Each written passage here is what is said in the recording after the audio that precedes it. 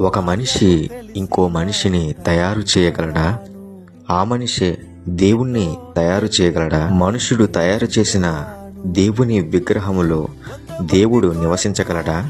లేక దేవుడు తయారు చేసిన మనిషి హృదయంలో దేవుడు నివసించగలడా? బైబిల్ చెప్తుంది, నీ దేహం దేవుని ఆలయం అని. దేవుడు నీ హృదయం అనే ఆ దేవాలయంలో నివాసము చేయాలని ఆశ కలిగి ఉన్నాడు. ఇదిగో ఆయన అనగా యేసు నీ హృదయం అనే వాకిట ఎదుట నిలబడి నీ హృదయం అనే తలుపులను తడుతూ ఉన్నాడు.